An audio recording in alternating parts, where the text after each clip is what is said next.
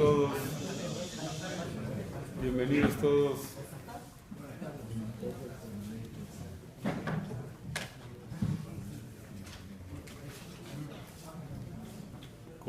Como pedí ayer, Bezrat Hashem, estamos a una semanita, unos días antes de Shavuot.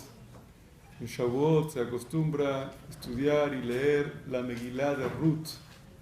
Vamos a aprovechar estos 3 días, lunes, martes y miércoles, para ver la Megilat Ruth. Y el jueves vemos Perashat Shavua de Bamidbar, que es la Perashá de Shabbat. Así que aprovechamos y vemos también un poquito el tema de la Megilat Ruth, que es el tema del día.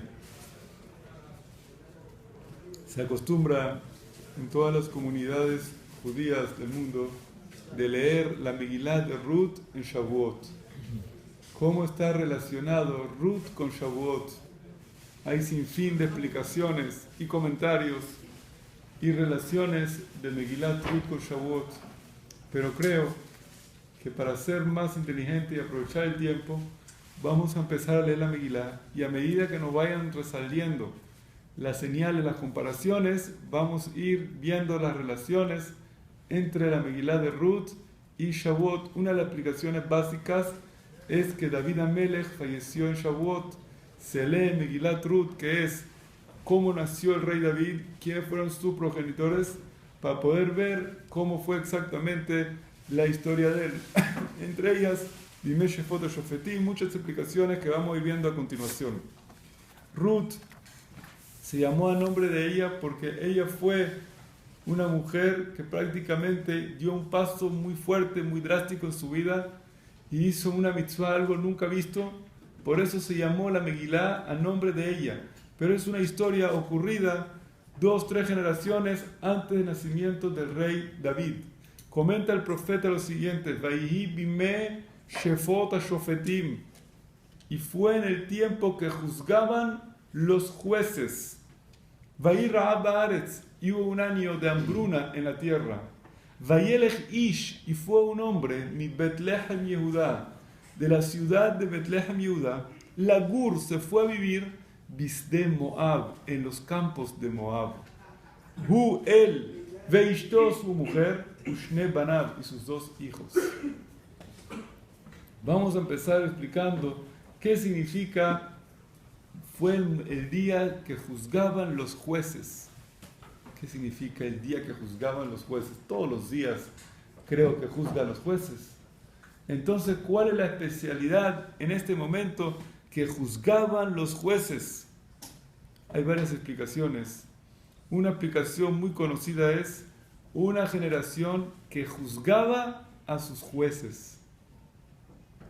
Shefot HaShofetim, la gente juzgaba a sus jueces. Hay momentos, hay épocas que la gente le provoca estar constantemente juzgando a los jueces. Tú los ves a las personas todo el tiempo discutiendo si decidieron bien, el gobierno decidió la decisión correcta o no decidió, si el presidente dijo bien o no dijo bien, si la Corte Suprema dijo bien el juicio o no lo dijo bien, si el rabino dijo bien o no dijo bien, constantemente juzgando a los jueces. Eso ocurre mucho, pero ¿eso es bueno o malo?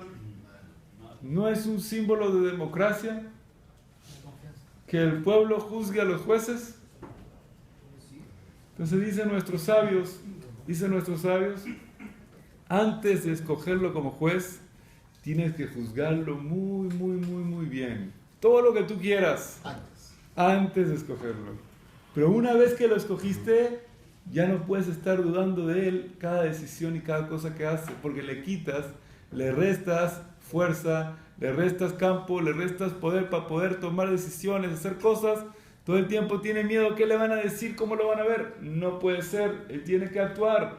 Por eso tiene que darle fuerza a tu juez.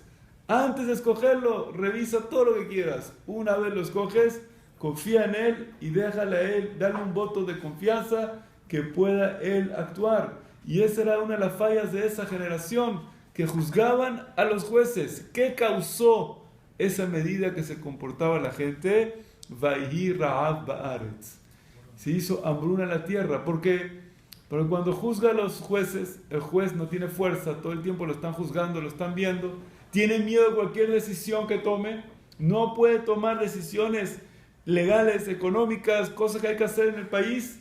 Entonces hay una anarquía que causa hambruna en la tierra. No hay orden, no hay ley, no hay control, no hay forma de llevar la economía. Causó lo que causó hambruna en la tierra. ¿Cuál es el tercer paso después?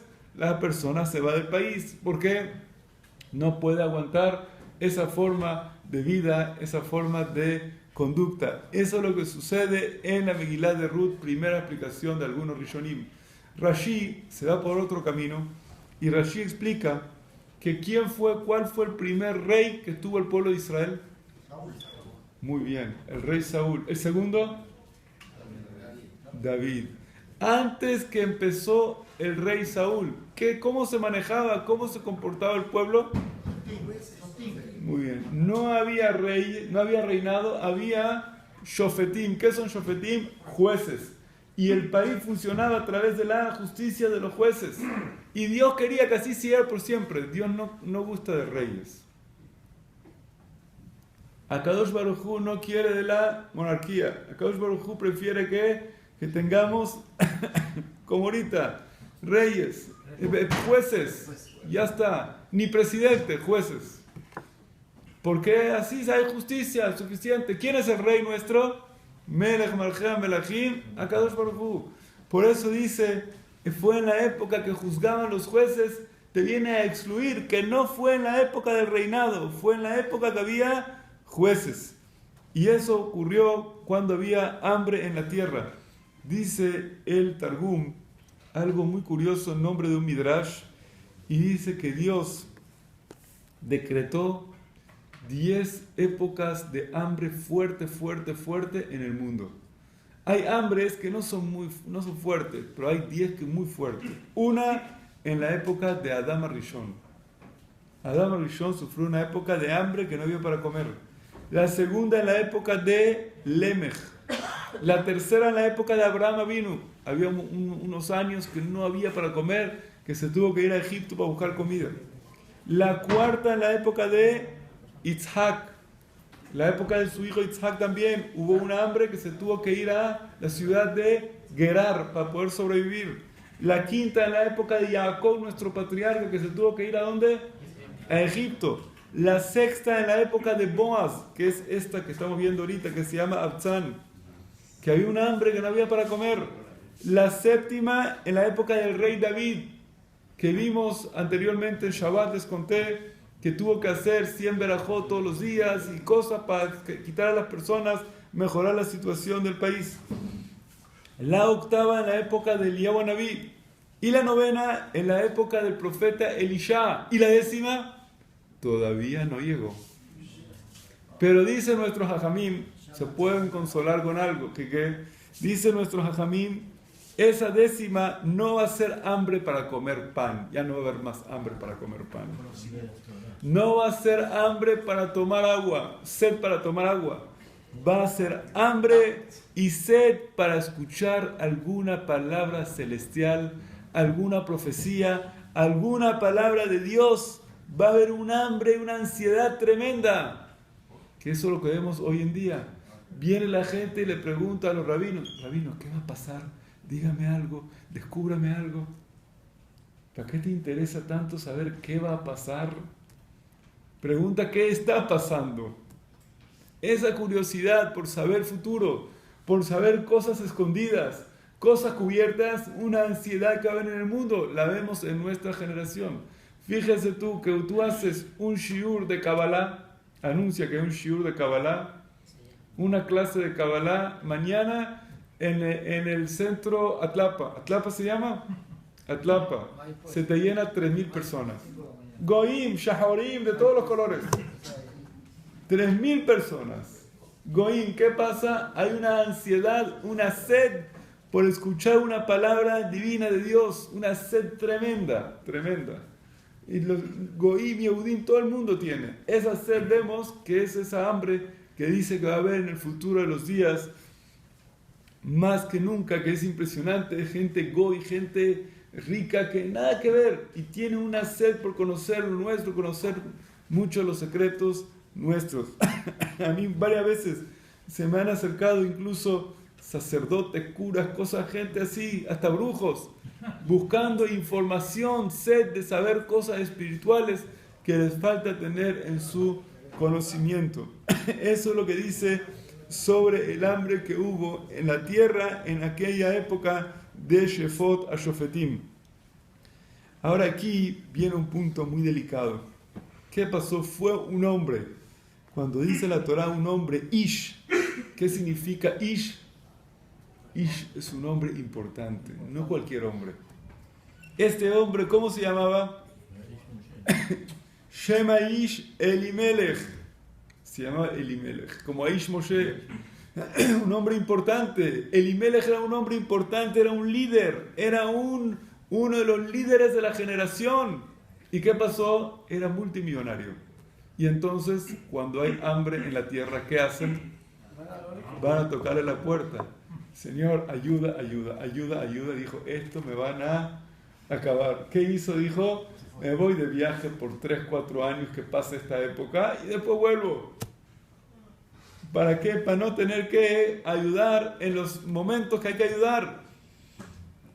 Dicen los hajamim, vamos a ver después cómo siguió él por todo esto que hizo. Pero es delante de Dios muy mal visto, eso se llama Poresh Min Hatzibur, el que se excluye del público en un momento que el público lo necesita.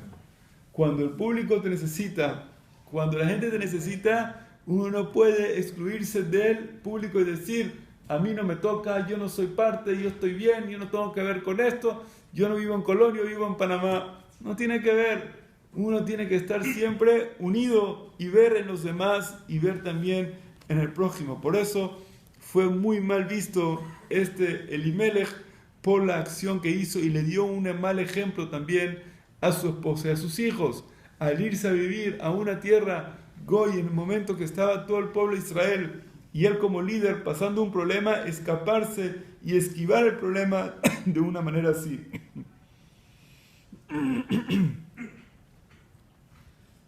El Rabbi Abraham Ibn Ezra trae otra explicación. Dice Rabbi Abraham Ibn Ezra, ¿sabes por qué vino el hambre en la tierra? Por la justicia de los jueces. ¿Qué?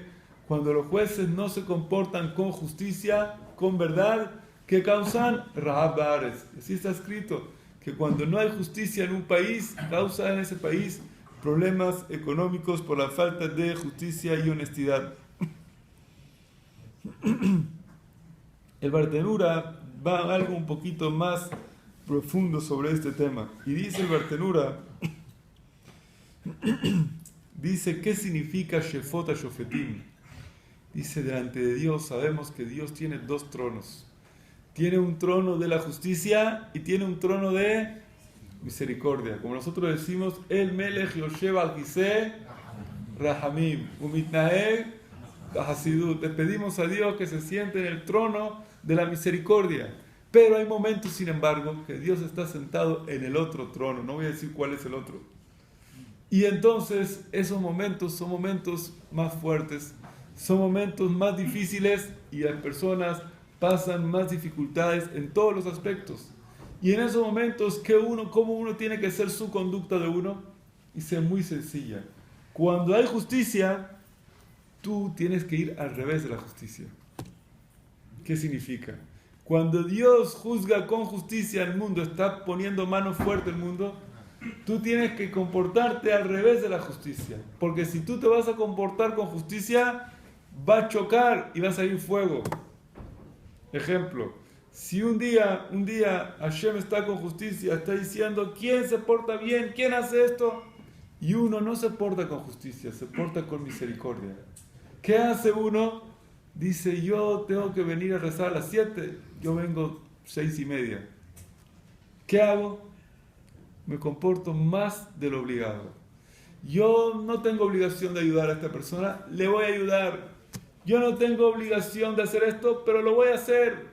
Cuando Dios ve eso, dice, este hombre no se comporta con justicia, es mejor que la justicia. Yo no puedo comportarme con él y castigarlo, no se lo merece. Y así uno se salva. ¿Qué pasa si un día viene la mujer a la casa y empieza a gritar? ¿Quién empieza a gritar? No, tú dejaste el traje y la corbata tirada en la sala. ¿Por qué no la colgaste en su sitio? Empieza a reclamar la mujer. Pero ustedes saben, cuando empieza un reclamo, a veces, ¿qué pasa? Uno arrastra al otro y empieza a sacar, destapar también cosas que pasaron en el pasado. También el mes pasado, la otra vez, también dejaste el traje igual. Y una vez dejaste un zapato tirado también en el baño. Y así empieza a sacar. ¿Eso qué es? Que está ella sentada en el trono ¿de qué? De la justicia. Ella quiere ley. Mira, eso está mal, eso está así, esto tiene que ser así. ¿Qué hace la persona en ese momento? Se porta también con justicia. Y le empieza a sacar a ella sus cosas. ¿Qué le empieza a decir a ella? ¿Y tú qué te crees? ¿Acaso tú eres siempre una santa? El otro día tú también dejaste el bolso tirado ahí también en la mesa y dejaste no sé qué, y hiciste así, y la casa está desordenada y no estaba el almuerzo y no estaba la cena y empieza a salir una Megilat Ejá, no Megilat Esther. Entonces, ¿qué hace la persona? Justicia contra justicia, ¿qué salen? Corte circuito. ¿Qué hay que hacer en ese momento el hombre? Esconderse.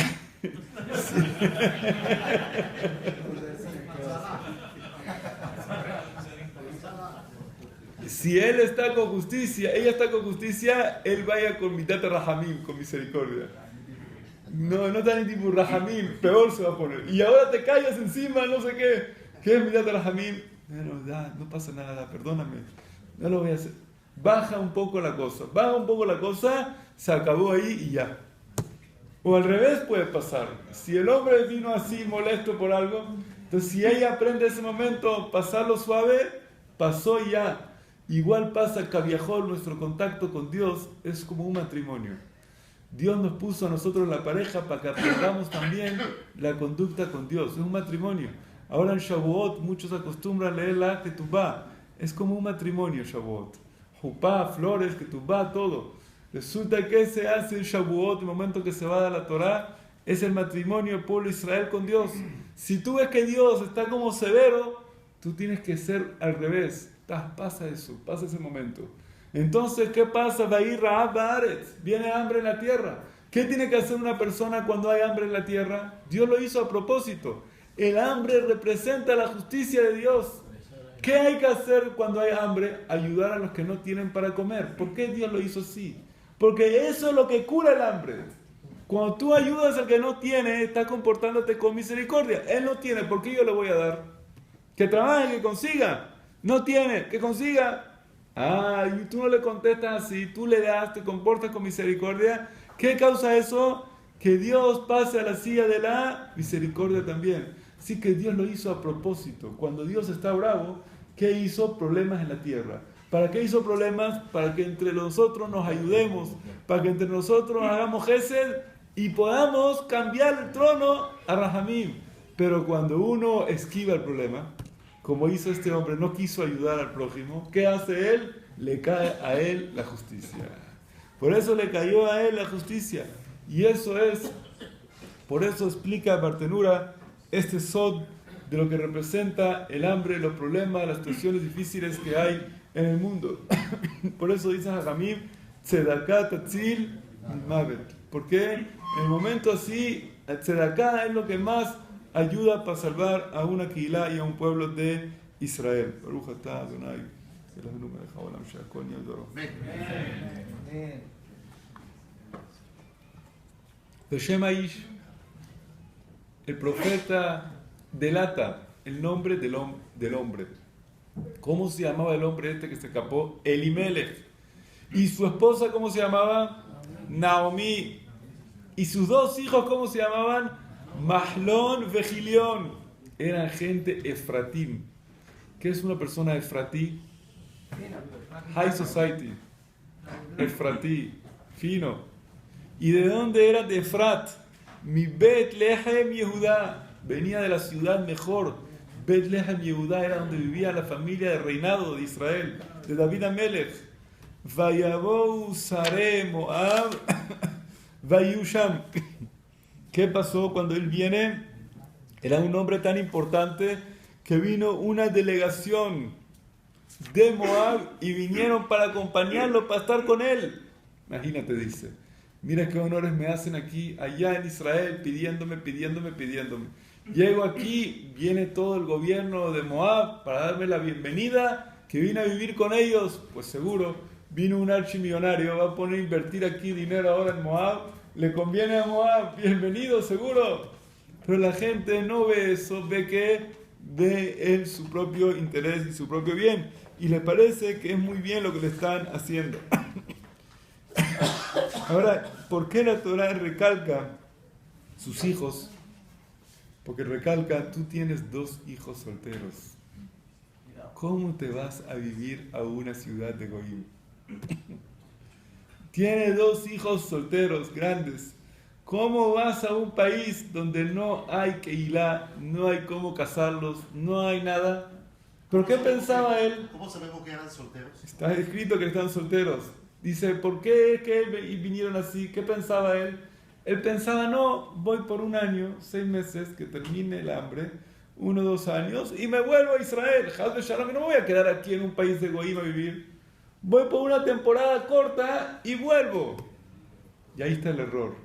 Cuando hay hijos solteros, no hay temporada corta. No se juega con fuego. A veces muchachos Yehudim te dicen, no, yo quiero dar una vueltita con amigos Goim, pasar, tomar una copa Lehaim. Con los Goim, amigos de la universidad y eso, tomar un poquito, una fiestita. Ahí dice, Shalom, yo no voy a hacer nada, yo soy una persona religiosa, yo estoy bien. Pero nada más poquito para socializar. Dice, mucho cuidado. Esas cosas es jugar con fuego. No juegues con fuego para que no te quemes. Hay cosas que uno tiene que tener mucha precaución. Este tipo de cosas, hay que tener mucho cuidado en la mezcla con los goim. Por eso afirmo que era una temporada corta, relativamente. Algo pasajero, algo momentáneo. Miren cómo no terminó bien la historia. Y es un ejemplo para nosotros a seguir. Uno tiene que aprender del pasado. Y más aún en nuestra generación, que hay tanto libertinaje, hay tanta apertura, hay tanto apertura a nivel social, que todos se llevan bien con todos. A mí me dijo el otro día una muchacha aquí que tiene amigos árabes, arabim. ¿Pero para qué me lo contó? Para demostrarme lo bonito que es Panamá. Cómo ella como judía puede compartir con muchachos árabes, salir, pasear, y hay shalom, hay paz. ¿Qué te parece? Bonito, ¿verdad? Pero uno dice la parte bonita que hay paz entre los árabes y los yudí, pero por otra parte, como una muchacha soltera yudí sale así, no piensan, no, eso no es nada más para pasear, son jóvenes.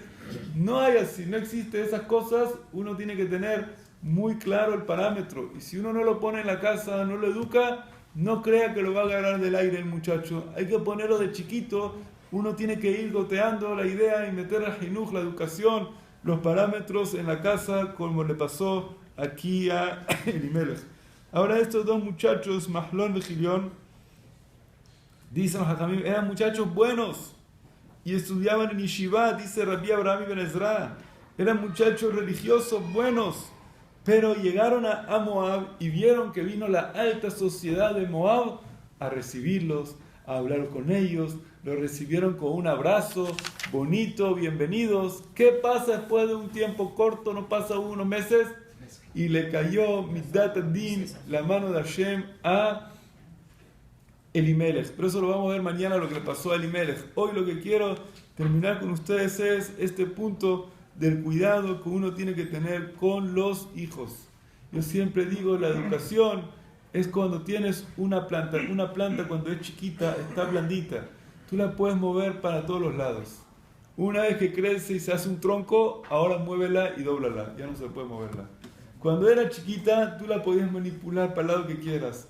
Una vez que crece y se convierte en un tronco, tienes un árbol torcido, un tronco torcido, y ni con un tractor lo puedes mover. Cuidado que no se rompa y no se quiebre. Por eso el cuidado y lo que uno tiene que fijarse en la educación, siempre la perfección a nivel de educación es sumamente importante y no hay que tomar ningún tipo de riesgo. Baruch Adonai Leolam. Amén. Amén.